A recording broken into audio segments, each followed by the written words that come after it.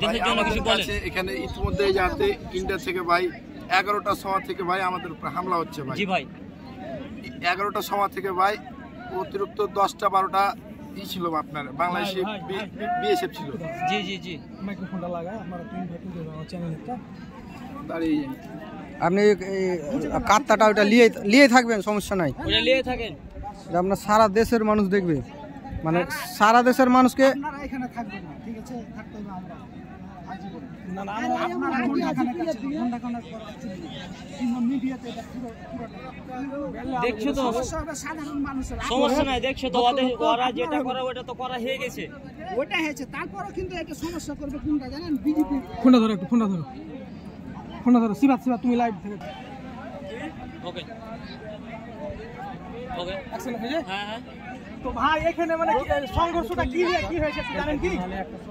এখানে ভাই সংঘর্ষ হওয়া বলতে ওই ইন্ডিয়া আছে, ইন্ডিয়া ভাই এদিকে মানে আপনার ই করে দিচ্ছে, ফসল আবাদ কিছু নষ্ট সব করে দিয়েছে, কেটে দিয়েছে, অনেক গাছ গাছালি কেটে দিয়েছে, আমের গাছ আছে ভাই, অনেক ফসল নষ্ট করেছে। আবার ওই ইন্ডিয়ার বিএসএফ আছে আপনার, মানে এখানে আপনার 11টা থেকে স্টার্ট হয়েছে। আমাদের এখানে 10টা 12টা আপনার বাংলাদেশের বিজেপি ছিল। এই 10টা 12টাতে আপনার ওপর দিকে ফোন দিয়েছে, মানে গ্রামের দিকে ফোন দিয়েছে, মাইকিং করেছে যে খবর খুবই খারাপ, আপনারা অতি শীঘ্রই নিচে আসেন। যা আমরা সবে এসেছি, এসে দেখছি আমরা সবই এগুলো কাটা আছে। আবার অতএব দেখছি যে এই যে বিএসএফ আছে, তো বিএসএফ আপনার নিজে ককটেল চালাচ্ছে। হ্যাঁ হ্যাঁ, এই জিনিসটা বম চালাচ্ছে।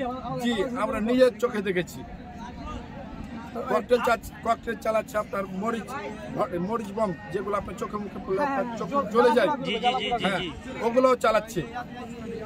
আমাদের বাংলাদেশে কতজন হতাহত হয়েছে এরকম কিছু জানেন কি? প্রায় ধরেন যে আপনার আমাদেরই একটা ভাগনা ককটেল করে আপনার এখন অলরেডি হাসপাতাল আছে, আরো প্রায় 7-8টা জন আপনার একবারে মানে পাথর আছে না, পাথর লেগে লেগে মাথা ফেটে কাউরের রক্ত বাড়াচ্ছে, মাথা ফেটে কাউরের হাত দিয়ে রক্ত বাড়াচ্ছে।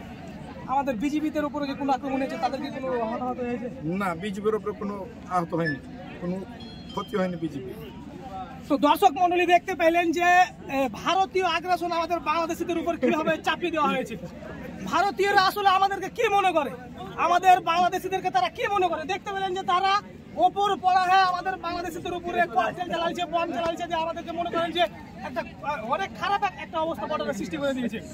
আমাদের বর্ডার তো শান্তই ছিল, এরকম তো অশান্ত ছিল না। কি কারণে এরকম অশান্ত একটা পরিবেশ সৃষ্টি হলো? ভারতের বিএসএফ কে বলবো, তোমরা যেটা শুরু করেছো এটা তাড়াতাড়ি কিন্তু শেষ করতে হবে। তোমরা ওপর পড়া আমাদের বাংলাদেশিদেরকে যে ককটেল বম চালাইছো, এটার জবাব তোমাদেরকে দিতে হবে। ভারত তোমাকে বলতে চায়, তোমরা যত আমাদেরকে চোখ রাঙিয়ে কথা বলো না কেন, আমরা তোমাদের কাছে মাথা নত করা জাতি নই। দেখতে পেলেন যে আমাদের বর্ডারের বর্তমানের অবস্থাটা কি এখন অবস্থা হয়েছে। আমাদের এই বর্ডারে আমাদের লক্ষ লক্ষ মানুষ জমায়েত হয়ে গেছে। বাংলাদেশিদের যে কলিজাটা কি আমরা আজকে দেখিয়ে দিলাম এই ভারতের হিন্দুদেরকে। ভারত যখনই আমাদের উপরে ঝাঁপিয়ে পড়বে, আমরা তৌহিদি জনতা বাংলাদেশে তাদেরকে তাদের বিরুদ্ধে জন্য সব